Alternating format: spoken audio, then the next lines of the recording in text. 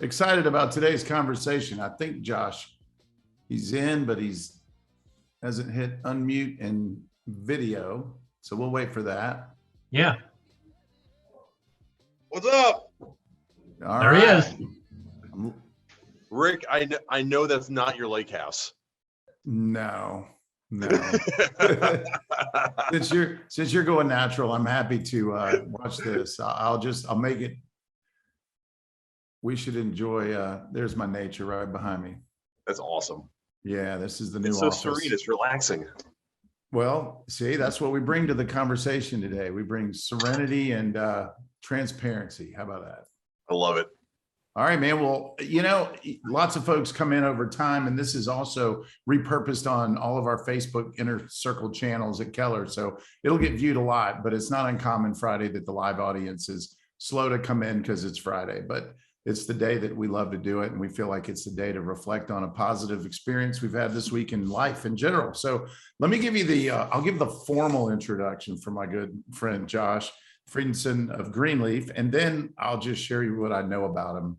I love Sarah. I'm here with bells on, so bells on it is. Josh is co-founder and directs acquisitions, fundraising, and lending relationships through assets life cycle. He's an astute leader who doesn't shy away from challenge or change. He's adapted to shifts in the real estate market, guiding his company Greenleaf into new asset classes over time.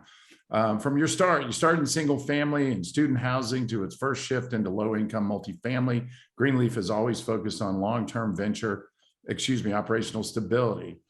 After 8 years, it's probably been more than that, I bet. This might be an older published thing. Yeah.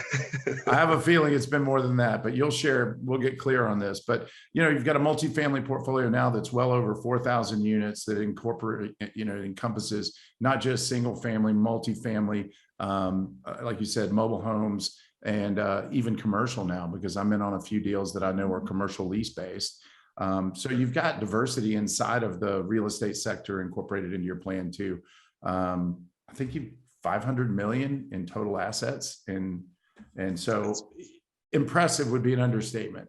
But what I'm most impressed by above all else is just the character that you bring and the person you are, and you and Dave as a combined leadership team. Your intention isn't just to bring investments to the conversation and to the experience for other people, but to also bring life change and impact. And everything you do, the overarching energy is, how does this make the world a little bit better or a lot better? And, how do you bring your best to the experience, both for, the people who lease, rent, and occupy that space, as well as your investor network, which, you put out an email and you fill your bucket just about every time. Based on what I see, it's not uncommon. I'll get an email. Hey, we've got a new investment in Charlotte. And by the time I, see the clouds and cut through, you're like, oh, that's already sold out. So, evidenced by a long run of also bringing value and creating a return. So all that to say, you also have some philanthropic goals and care about the community, and we'll touch on that too. That's a big mouthful. Welcome to the show. We appreciate you being here. Thank you for having me. I appreciate all the kind words. And I see Sean in there. I know Sean. I see Larry. Larry's been with us since day one. So no, I appreciate you guys joining us, and excited to be here. Awesome. Well, why don't we so part of the Empire Builder concept that I came up with couple years ago, I really wanted to be about holistic success, which makes you a perfect candidate for the conversation, not because either of us are perfect, but because we have good intentions and we have a kind of a diversified approach to what success looks like. And so I think part of what the magic is that you didn't just wake up on third base or having hit, a home run. You had to learn how to walk and pick up a bat. Where did it start for you as a young kid? I mean, grew up, early lessons, kind of the path that took you into adulthood. Can we start there? Well, as a young kid, yeah. So we moved around a lot as a young kid. I went to, I think it was 5 different elementary schools between Florida and Texas. My dad was kind of was really looking for his path as we were growing up. I have 4 young brothers. I have 4 younger brothers. So I was the oldest of 5, and really had to grow up fast. I remember my dad was an employee at Motorola as a salesman, and he decided to quit and move the family to the Florida Panhandle from Fort Lauderdale, and buy 2 hot dog stands. and sell hot dogs for the summer. Wow. So that was the plan. I ran at 8 years old. I ran one hot dog stand. He ran the other one, and that was the summer of St. George's Island. With St. George's Island, I know to a lot of people is that's like a vacation destination, is a beautiful place you go and relax with your family. Those were not my memories of St. George's Island. I've been down there since, but it means something very different to me. You know, my you know, the background, you know, my mom kind of ran the household. My dad was you know, always kind of looking for the you know, kind of the next big thing. And sometimes he hit it out of the park, and other times it didn't work out so well. So we moved around a lot. Lots of financial ups and downs, was kind of, it kind of helped define you and shape you as a person, right? I attribute, you know, my foundation and everything I have to my wife. We started dating at 12 years old. Yes, 12.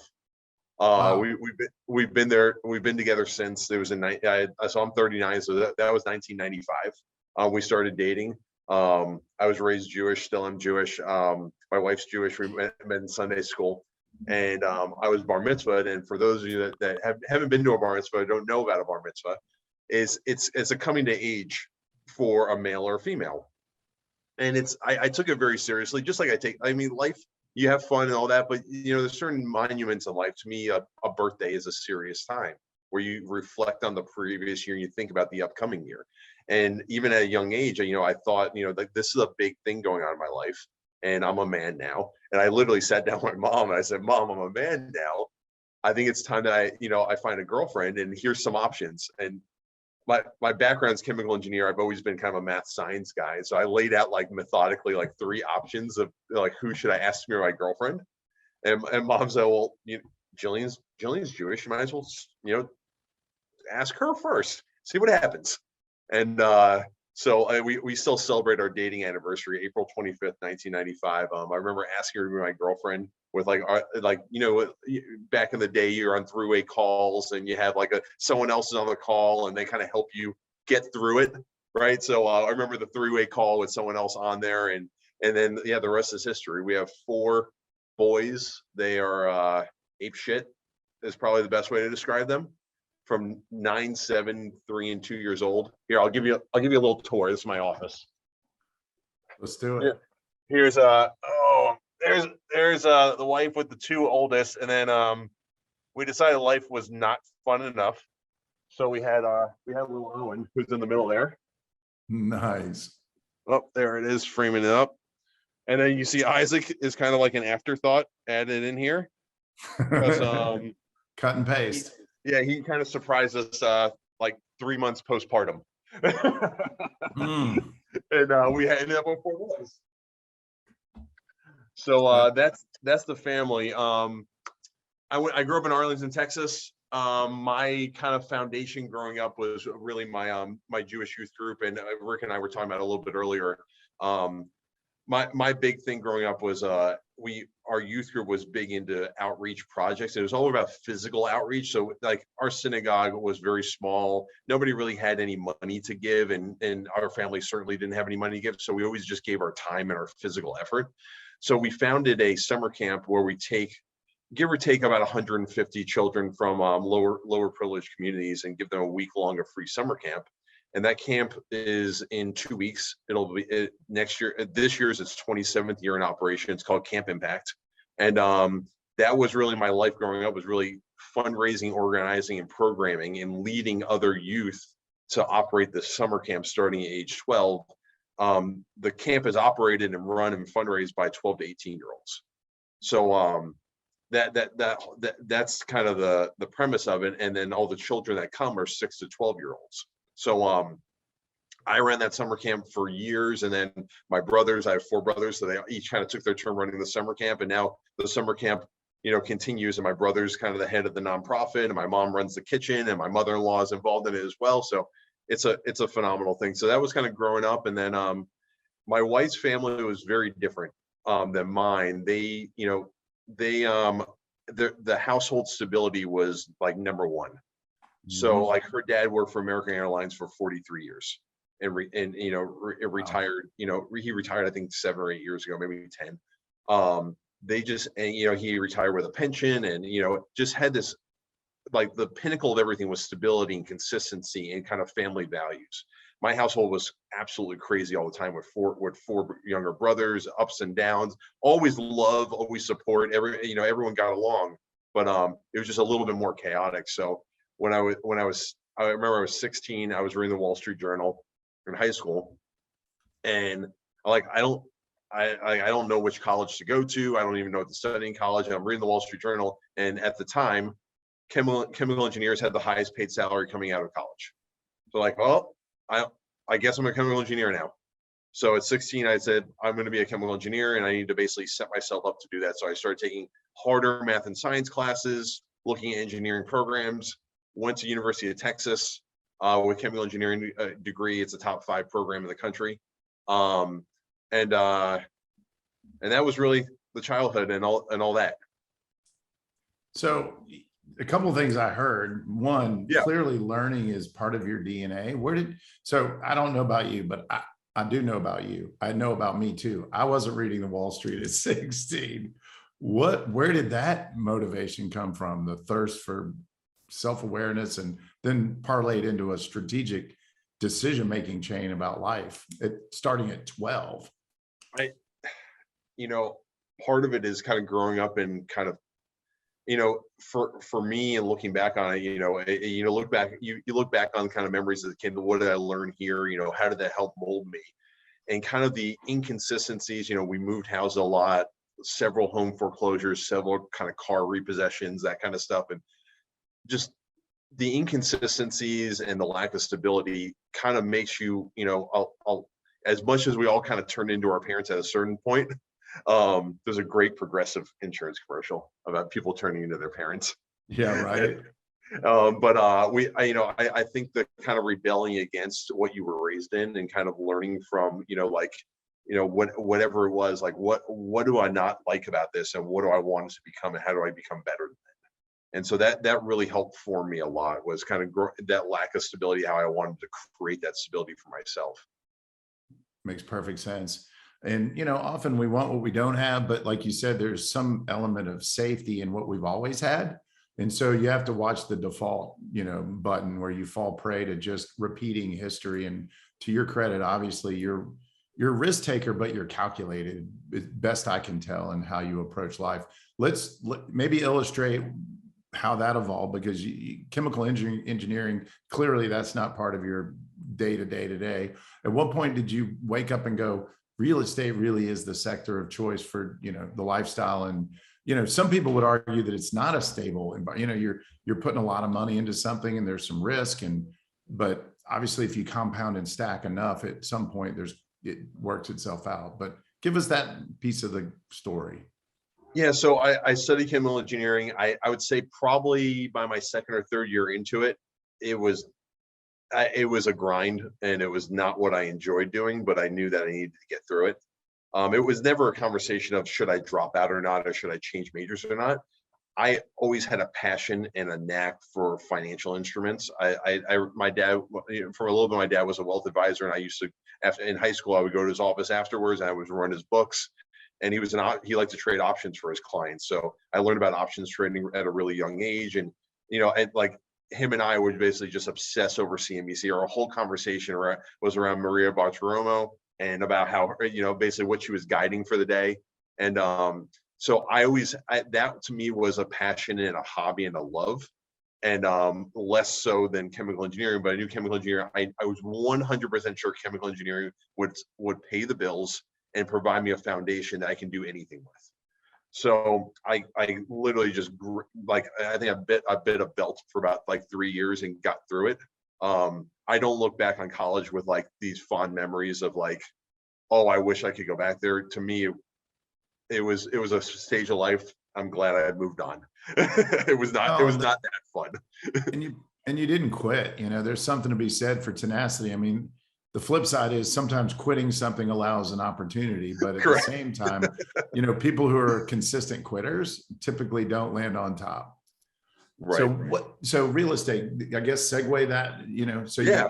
you ground. Yeah. So so when I was coming out of college, we actually had a game, me and my other college colleagues, we basically had a game because the market was so hot. This was in the fall of 2005, and we were graduating in the spring of 2006. The market was so hot for chemical engineers. We literally had a game on how many job offers we could get. So we like literally had like a tally board, and we go out there. Like I was flying all over the country for interviews, not because I actually wanted the job, because I wanted to win the game. So I remember going out to Moline, Iowa. I'm like, what the fuck am I? Why am I here? It was an interview with 3M. It checked the box. I got another interview.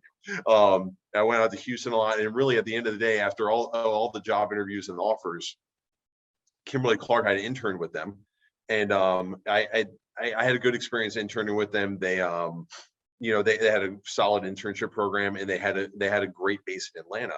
So I said, listen, if you like me, you want me to come work for you, offer me in Atlanta. I'll come out there. My wife and I want to start something new. We don't know a single soul in Atlanta. So we came out to Atlanta, first job out of college, and I knew that Kimberly Clark was more kind of the old school corporate style type of working environment. And I knew that I like the modern, I was a little bit more of a modern worker, that I could work efficiently and not really have to work that hard and be able to do everything I needed to do at Kimberly Clark. And so I could build something on the side. I had no idea what that something was going to be. So pretty quickly, my college roommate introduced me to his buddy that he was working with at Deloitte. His name is Dave. Dave's my 50-50 partner in everything that we do.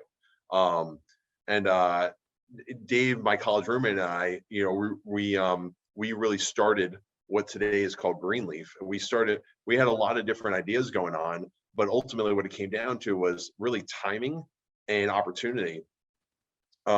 Really, our opportunity came in really 2008 during the financial crisis, being in Atlanta, which I think all of you guys would know that, there were only 3 cities that got hit as hard as Atlanta: Phoenix, Vegas, and Atlanta.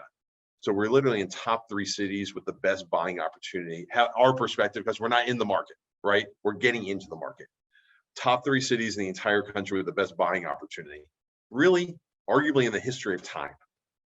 Everything was on sale by somewhere between 50 and 80% off.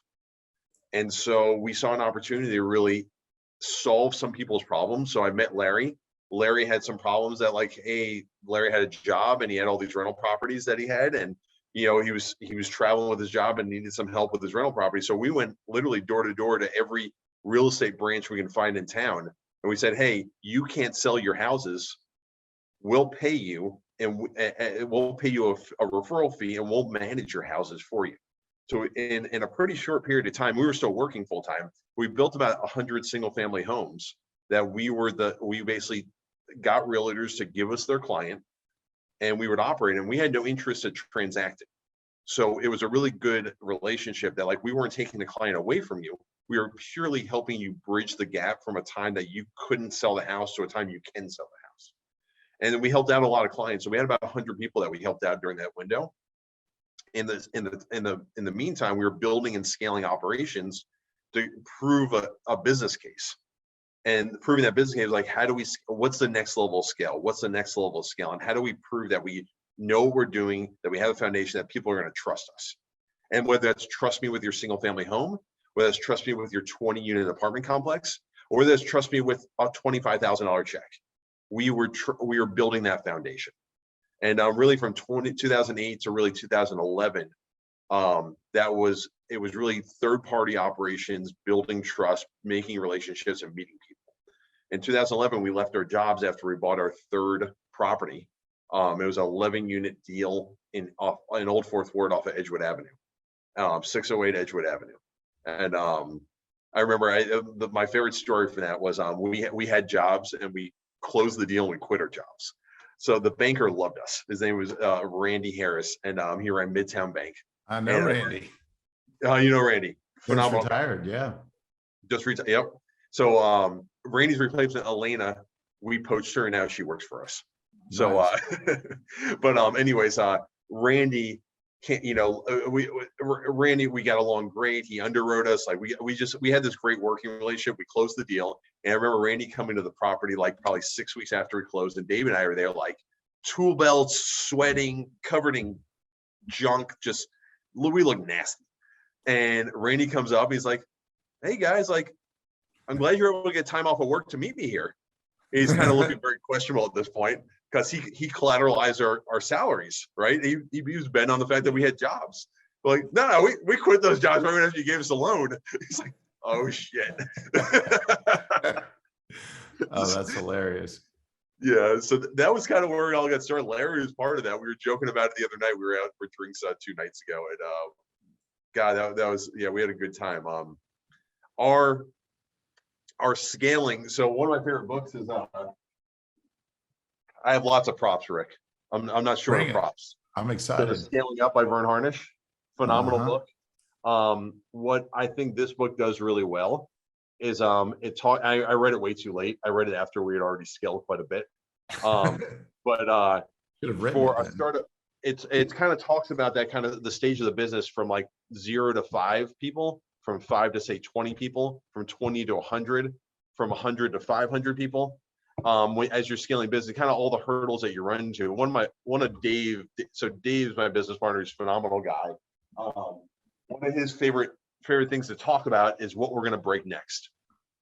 Like, he is so excited about breaking the next part of our business. Like, that's what he wakes up every morning, comes here to look for the next thing to break. Okay. Because that means we're growing and we're scaling. And if we're not breaking things, we're not growing. So sorry, my light goes off. You're good. So great book. We started scaling really in 2012. We really had we met enough people. We had some phenomenal mentors in Dallas Fort Worth that basically helped support us with fundraising. Just good friends, and they did it out of the kindness of their heart to say they want to see more people be successful and they want to give us a shot.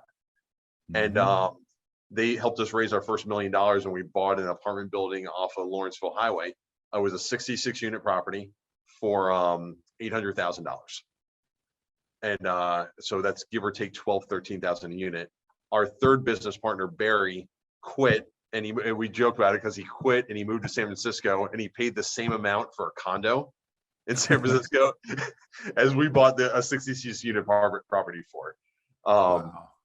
And then 3 months later, we did another $1 million raise, and we were out the gates. And so that was our breakout of 2012. And then in 2013, we went gangbusters. We bought like 600 units, raised like $10 million that year, and have not really looked down since, and continue to focus on scaling the business. Man, that's cool. So you said a few things. I just want to make sure everyone heard this. One, your mindset, well, I like the break it mindset, because if you're not breaking it, means you're not challenging the status quo, and you're not, seeking change or innovation or advancement. That's important. Number two, you always look to solve a problem.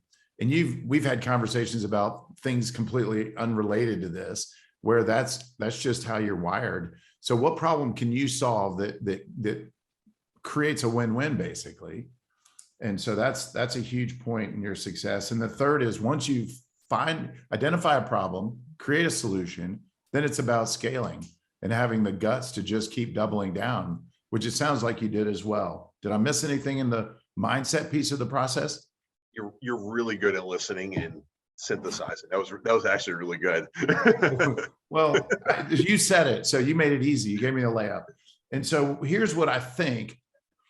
We've had lots of conversations lately. In fact, we hosted a leadership meeting last week, and the whole premise was, we called it Shark Tank, and mimicking the show a little bit, but not to the harshness that they do. But like, we had 5 people give their best ideas. And, how do we help you reach your goal and identify opportunities, pitfalls, but so one of the things this year we're trying to do is enhance the entrepreneurial minds of our folks, and just open doors and potential for, it's not about just transactions and turning business for clients. And so rewinding the tape, the hardest step is the first one.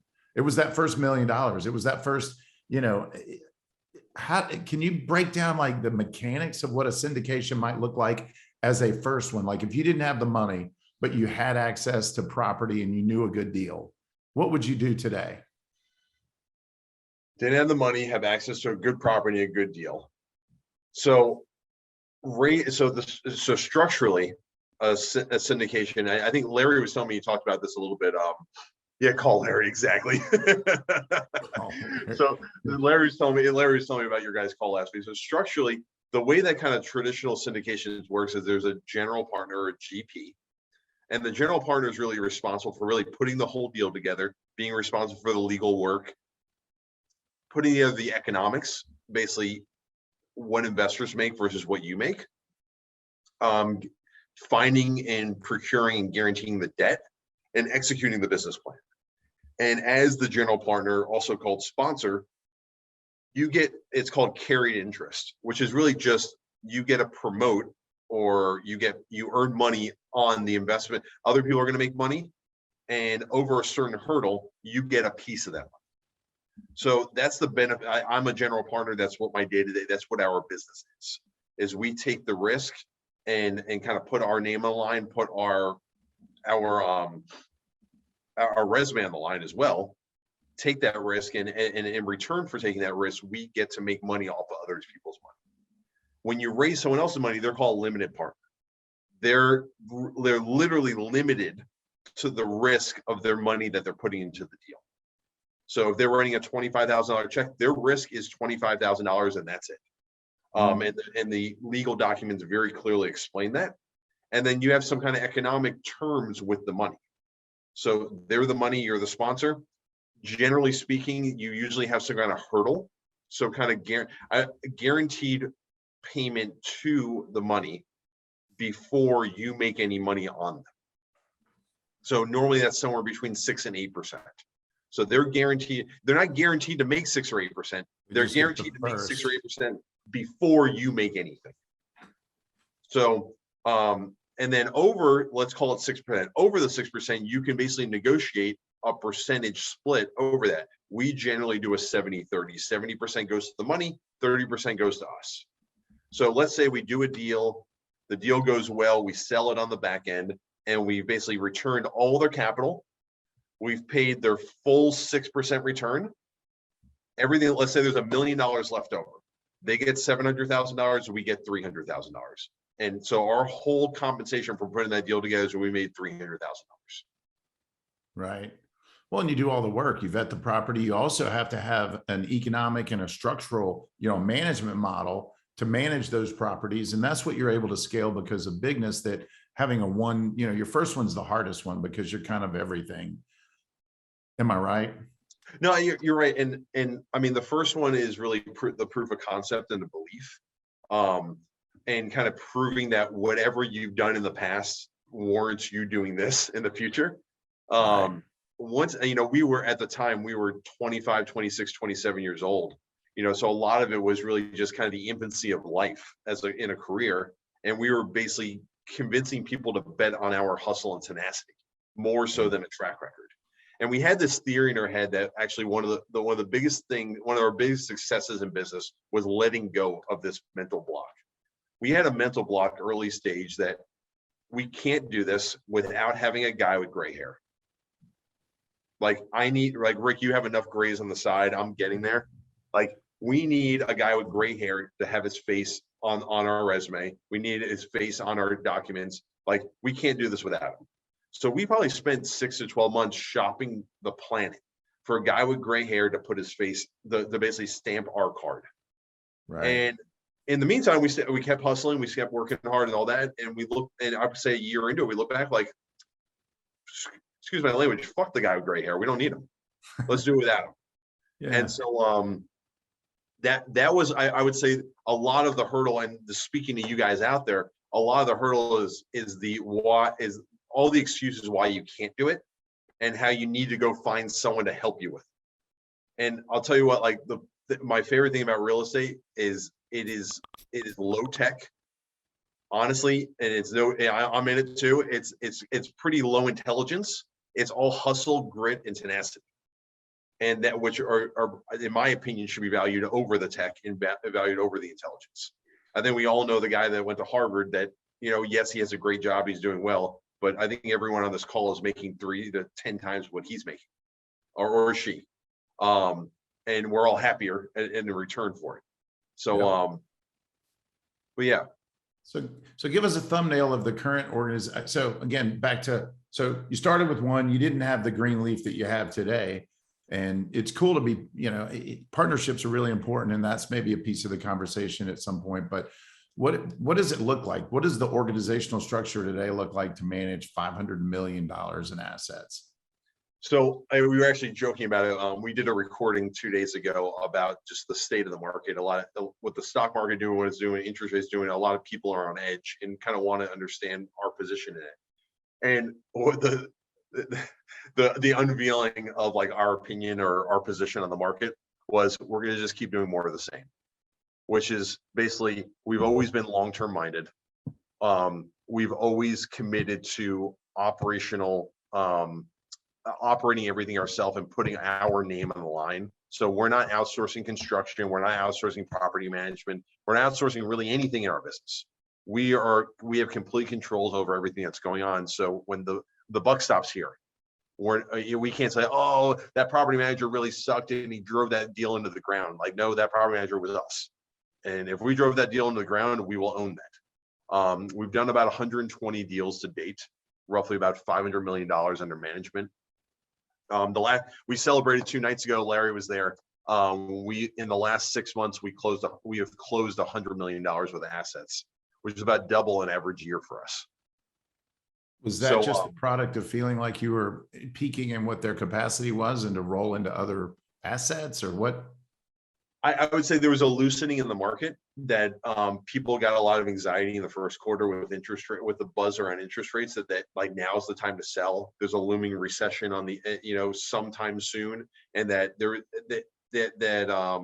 there seemed to be energy around now is the time. If I'm going to sell in the next 3 years, now is the time to sell. So the market became a little bit looser, more product on the market, and we grabbed what the type of, we cherry picked the ones we liked. It just happened to be a lot more volume than we're typically doing. So we have, in terms of what the organization looks like, we have kind of a fully operational team around transactions and acquisitions and fundraising. We have a full accounting team built out. We have full property management, from maintenance guys to leasing people to property managers, et cetera. We have about 80 full-time people, and that's to operate, give or take, about 1,500 units of multifamily, about 600 units of mobile homes, and we're probably pushing right about 2 million square feet of commercial office and retail. Wow, that's cool. And again, you didn't wake up on third base. This was one foot in front of the other. So a couple of mistakes along the way, maybe that maybe we could learn from. Where did you misstep in the process of breaking things? Where did we misstep in the process of breaking things? So I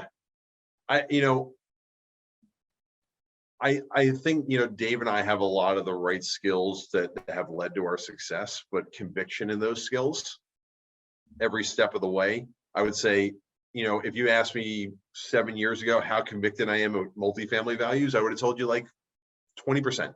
Like, we're going to cherry pick only the best deals. Right. If I was more convicted on our business plan 7 years ago, we'd be looking at a very different portfolio.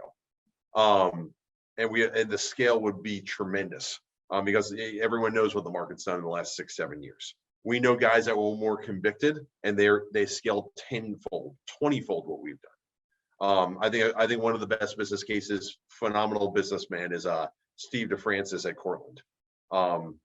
He went from a couple hundred units to, I think he's the 6th largest multifamily owner in the country. I think they have 60,000 units, and he did it in the same time frame that I did. So just more, when you find that passion, is, I would say, more conviction. When you go into, before you close a deal, or really before you do any kind of business, much less before you close than literally the day after you close, right?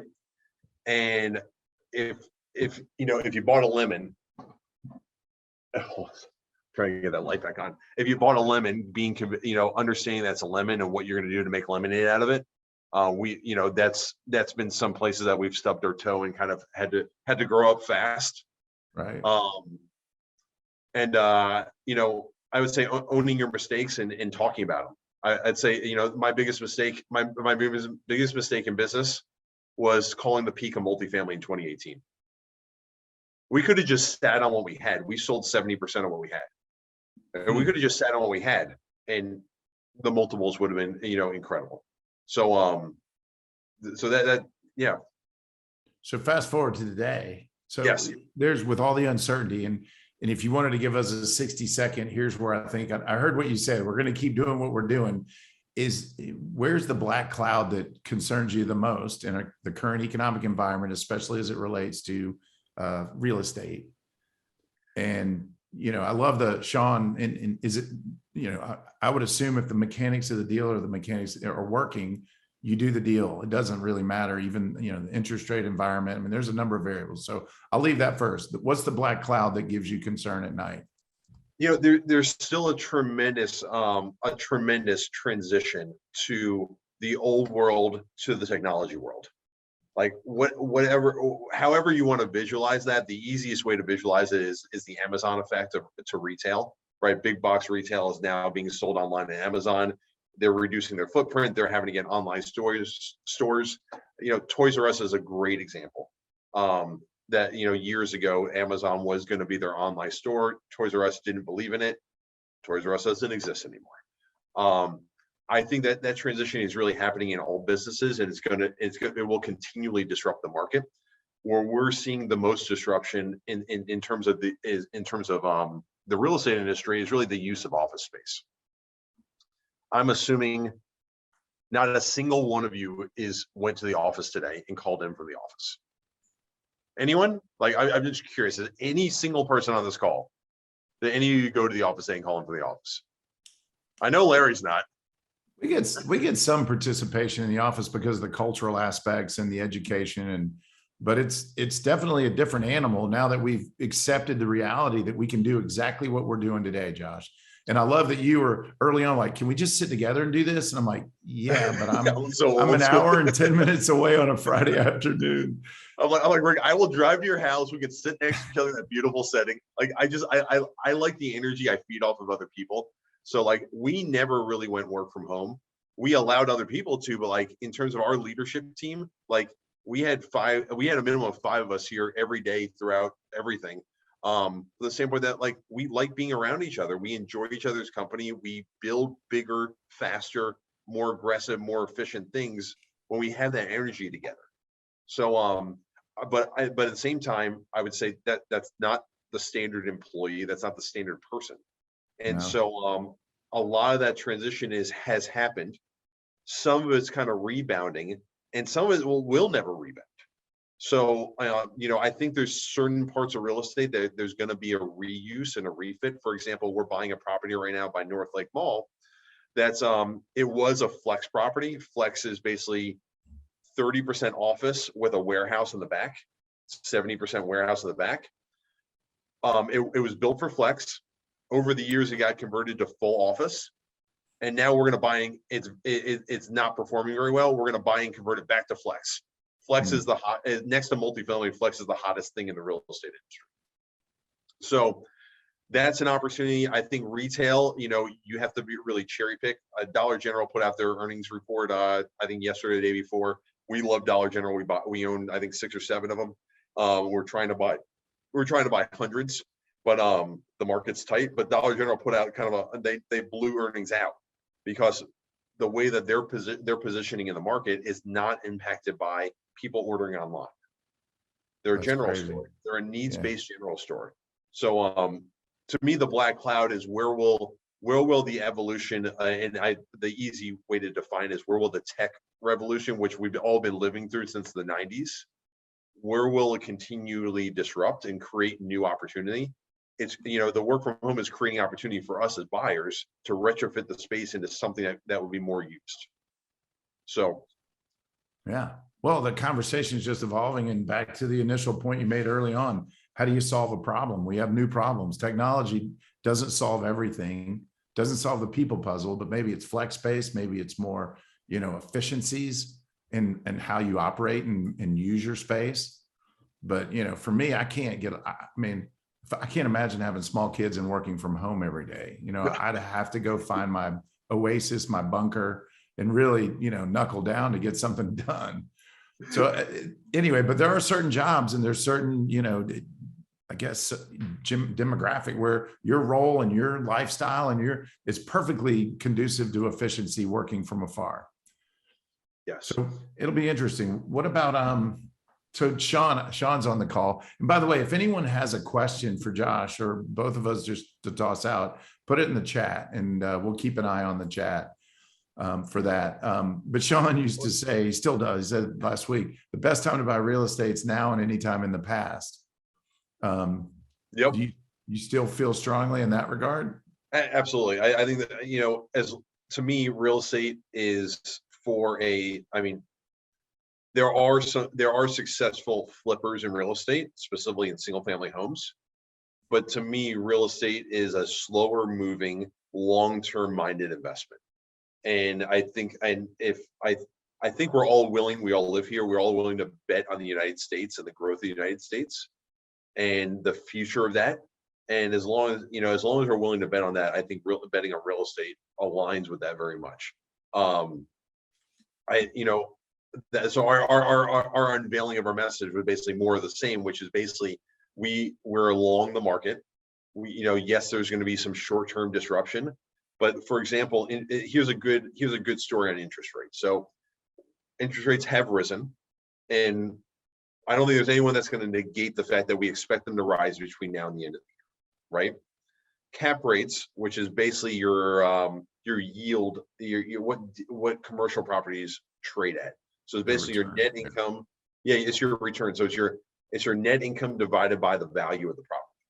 So the higher the cap rate is, the more yield you get. The lower the cap rate, the less yield you get, but it has higher value.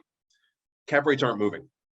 And frankly, real estate's so slow that even though interest rates will move, cap rates have not moved in any kind of meaningful way yet. And frankly, they're probably gonna be delayed to move by 6 to 12 months. So our opinion is listen, cap rates aren't moving. People are still renting lots of space. I can show you the list of commercial leases that we've signed this week. I think we've signed 15 leases this week on just our portfolio. So economy's still growing. People still need space and they're renting it, and they're paying market and higher with escalations. We're getting 4 and 5% escalations on it. And today we can lock in 5-year fixed debt lower than we all know will be higher in the future. So my only variable that I see moving in the next 6 to 12 months is interest rates. So I want to buy now, lock in interest rates now, because that's the only moving variable. And I know it's going to make things worse for me. So that's why I'm bullish on still buying now. I think the market will get tighter towards the end of the year because cap rates will start that battle between interest rates and cap rates will start fighting more towards the end of the year as interest rates move higher. And so I think the market will get tighter, but I think right now is a phenomenal time to buy and lock in debt. Is there a particular sector you're most, bullish on and excited about? I'm really bullish on it. So I mean, residential, very bullish, very excited about, but so is the entire globe. And you really can't buy, it's really hard to find any kind of value there. I'm really bullish on an industrial flex warehouse spaces, because they're unaffordable to build. So if you can buy something existing at a decent value, we like to buy around $100 a square foot. I think you're in a good position, and nobody can really build up against you because they can't afford to build anywhere near that basis. Right. So there was one question earlier. Thank you for that answer. Can you ask him who are his mentors? So who do you follow? You mentioned the scaling book. Anybody else on the list that's inspired, motivated you to see things differently? I'm an Audible guy. All right. So I'll pull my go ahead. What are you reading now that you love or read recently? Yeah. Sorry, starts playing when I open it up. My favorite book, hands down. I think I have 68 titles in my Audible. My favorite book, hands down, no argument, nothing else holds a candle to it, is the fish that ate the whale. Okay. It's a story about Samuel Zemurray, who basically was a Russian immigrant, came over to the U.S., started selling bananas from picking them up off the ground, and eventually took over United Fruit. Phenomenal story.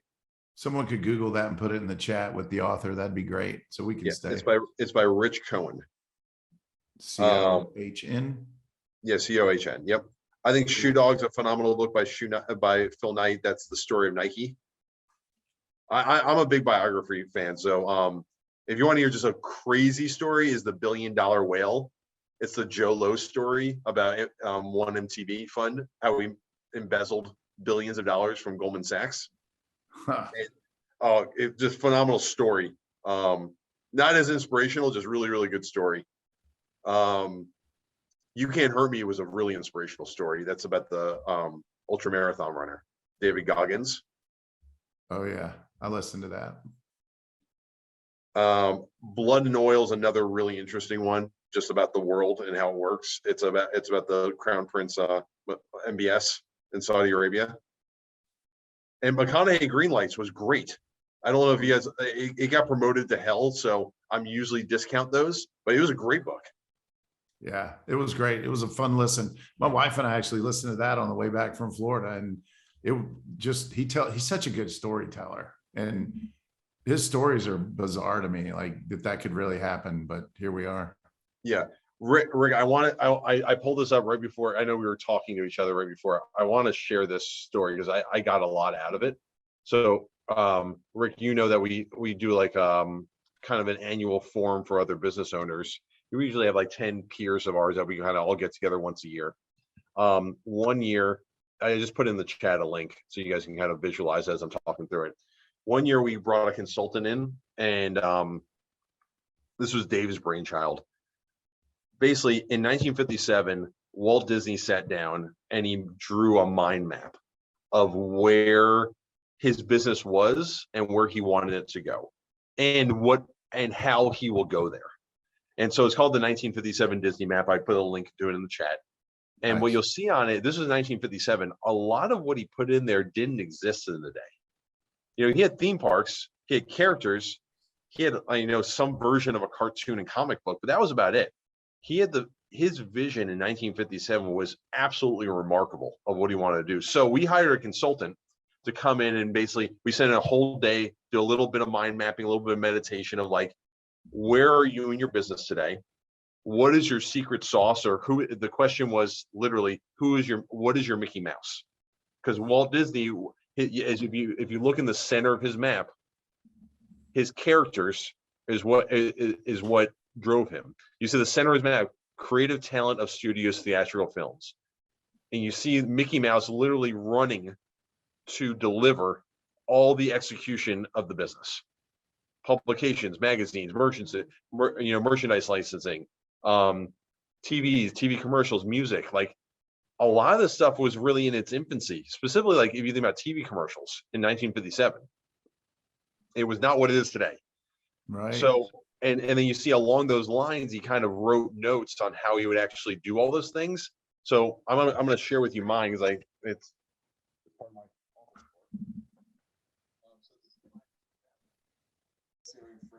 There you go.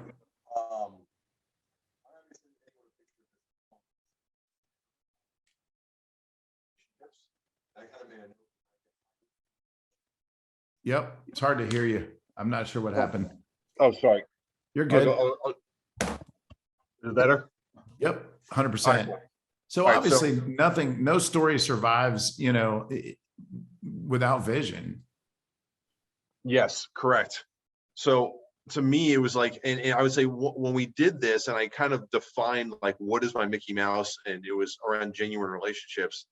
I kind of started letting go of things. I kind of started letting go of accounting. Like, you know what? That's not my Mickey Mouse. That's not where my skill lies. There's really no reason why I need to become a better accountant. Not that I ever was one. I started letting go of other things that didn't align with like, does this take time away from me connecting with people and building highly accountable, genuine relationships? And if it did, I started shedding it off. and started really focusing on like, hey, I want fewer relationships. I want them to be really deep. I'm not a shallow guy. I go kind of like, I'm more of a fewer, like I hate small talk. I hate schmoozing, a good Yiddish word. Like, you know, you go to the happy hour, you walk around the room with 100 people. To me, I could sit there with 3 people for 4 to 6 hours and talk, and we can talk nonstop about life and family and everything, versus just walking from person to person and having 30 seconds of what'd you do this weekend. So that helps define me. Well, it also, you know, it's like that 1,000 shallow holes or a few deep ones that count and matter. And it's also about getting really clear in what your gifts are. And also the 80-20 rule is brilliant when you're clear in what the 20% really is. And It sounds like you and Dave sat down, not just mind mapped your, you know, what does it look like for the entire organization, but what is your play in it and your lane? And then I assume there's an element of accountability. How does that work? Just in a brief, like, how do you hold each other accountable? How do you? Well, I would say a good business partner, you don't have to hold each other accountable, right? Because that person is holding themselves to such a higher standard of accountability than anyone else could ever hold them to. That's a good business partner. So I don't think Dave and I have ever once had to challenge each other's accountability, because honestly, if Dave came to challenge my accountability, it would mean nothing to me, because my standard is so much higher than anyone else can enforce on me that it's somewhat irrelevant. But Rick, you know this, but if anyone wants a copy of this, I'm happy to share. But this is our company playbook. I'm going to rip this package open and try to pull a page from it. But I like to share these because I think they're really, it's literally our playbook. Like, it's, I don't know, 50, 60 pages long, but it's literally a roadmap of how our company works. And the very first thing we ask every employee to do, this is page 3, is to map out a vision of who they are and what they want to do when they're here. Hold on. I'm on a video call. Give me like 5 minutes. 10 minutes. All right, thanks. So we start with like the vision of like where we are and what's going on in your life, and then we map out the upcoming year, and then everything is set around. So all of our bonuses are set around goals. So like this is page 5. It says goal for it, and it's all about setting goals, and we bonus on goals. So like, you can be the best property manager in the world. If you don't set goals and accomplish them at our company, you're not going to make it here very long.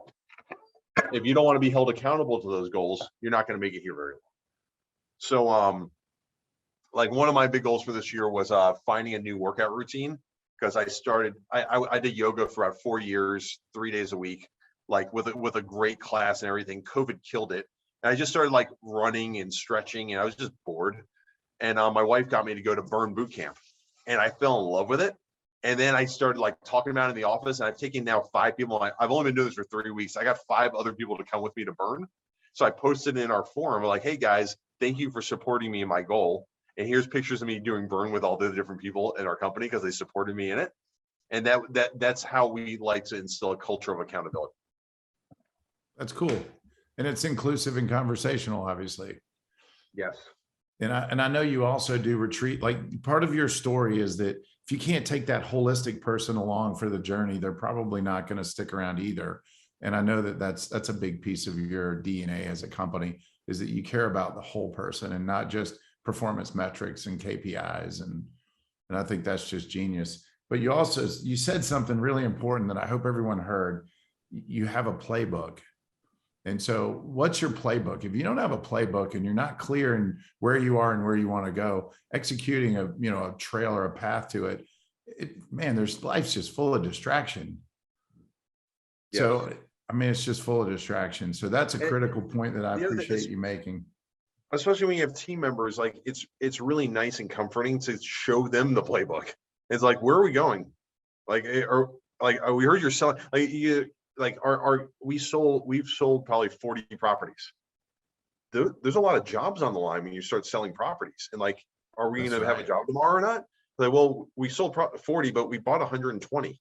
So like we're still growing. We've grown tremendously even with the sale of those properties, and telling that story and instilling that confidence in us in leadership that like there's still a path for you here, even though it feels like that might be shrinking, we're still advancing.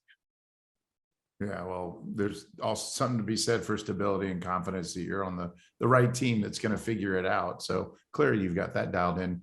So we're down to about 5 minutes, and I don't want to leave before we talk about a little bit about that summer camp concept and philanthropy and giving back. Maybe share with us what that might look like, because earlier you mentioned when we were talking that there may be a volunteering, opportunity to volunteer and participate. Yeah, so I think most of you have been in business long enough. I would assume all of you have been in business long enough that it's more than the dollars and cents. It's there has to be something more there that drives you. So I told you about my summer camp in Texas. Well, I've been wanting to build a summer camp here. The multifamily we own and mobile home parks that we own are low income housing. The average rent is usually $700-800 a month. And there's normally a family, a family unit. So we're the largest low income housing provider in Gainesville, Georgia.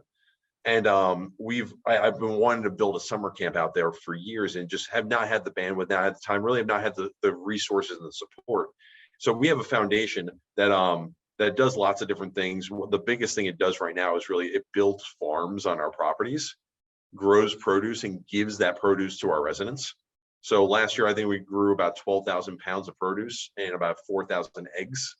I'm probably wrong on those numbers. They're probably higher, but give or take, you can get the magnitude of the volume, and we give it to our residents.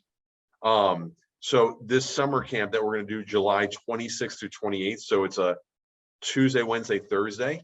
It's in Gainesville. It's at one of our properties in Gainesville. So we would love to have any of you attend it. But the focus of the summer camp is really just to have a fun summer camp that our residents can come to for free. That's put on by our staff and our community and the people in the working environment, and just really have fun with kids. And we'll do arts and crafts. We'll do sports. We'll go to the pool. We'll go to the farms. Lots of activities that are playing. Larry's helping us plan the whole thing out, and we're looking for really more people to kind of get involved with us. Our camp in Texas, we had a captive audience. We had a youth group that we can leverage and say, hey, how do we staff this whole thing? We had a youth group that got volunteer hours for it. Here, we don't have that. It's really more of a corporate based thing. So I need the community, the corporate community, to really come together and help volunteer. So we already have 60 children signed up for it. I think we'll have 80 by the end of kind of our ask. And so we need 50 volunteers a day. We probably have about 25 to 30 right now. So we would love, bring your children, bring your relatives, bring your friends. Just reach out to me. Let me know that you'd be more interested in the camp. I can send you all the information on it. And that's my tag for the call, my pitch. So how do they find you? What's the easiest way to get information on this? And we talked about it earlier too, that there's no special skill required. It's just show up and be your authentic, cool self, and support the different endeavors for that day. Yeah, so I just put my email in the chat. Feel free to email me anytime. Happy to talk about anything we talked about today. Happy if you like. This playbook's amazing. We put a ton of work into it. I would say it's a major milestone of our business life. It doesn't email well, so if you want a copy, just email me your address. I'll mail it to you. That's also old school, not very tech friendly. but and I'm happy to talk to you about anything else today and share any other ideas, resources, anything else that we're doing. I'm just happy to be part of it, Rick, and I love your team and I love what you've done. You've inspired me over the years. So thank you. Back at you, man. And man, what a gift to have friends that care, who also go out and slay it. I mean, you're absolutely slaying it and you're doing it for all the right reasons, man. I couldn't be happier for your success along with Dave's. Is there a question I should have asked that I didn't with 1 minute to go that enlighten, inspire? We covered a lot of ground. We really did. Don't feel any pressure, but I love putting pressure on talented people. I mean, I always go back. I kind of chose a couple of years ago. I kind of chose some favorite words that I like to use, and I kind of repeat them often. But I think the word tenacious might be my singular favorite word. I also like grit as well, because really, above all, Dave jokes. So Dave had a standing joke like, I will. He loves like bullshit bets and bullshit games. So it's not about the money. It's more about like the challenge, right? So like he'll sit down with a marathon runner who's like, I can run further than you. It's like when was the last time you ran, Dave? Like, I don't run. It's like, how long do you want to go? And the guy's like, let's do a marathon. I'll beat you in 3 hours. Like, no. We're not, it's not a race. This is distance. He's like, I'll race you to the state of California. And the guy's like, what? Are you nuts? Like, Dave is probably the most tenacious human being I've ever met in my entire life. But like, if you want to challenge Dave to a race, he's going to race you this. He's going to challenge you to the state of California, and Right. see who makes it. So it's kind of a last man standing, his approach. And but when you're looking for business partners, when you're looking for people to work with, when you're looking for people to just spend time with, you always want to elevate that level, and always look for what's better out there and people that inspire you. So Rick, you've always inspired me to do better, to tell my story, to listen to other people's story, and kind of be part of it. So thank you. Absolutely. My pleasure. And, the quality of life is directly correlated to the quality of the people in it. So thanks for being in my life and for sharing today. And I hope everyone got a lot. I'm sure they did. And I'll be in touch about your summer camp. You guys reach out. Let's correlate some times or coordinate times, and go have some fun and support Josh. Thank you. Thanks. Great seeing you, Larry. Great seeing you, Sean. Thanks, Rick. Yep. You got it, my Appreciate it, friend. guys. Take care. Have a good one.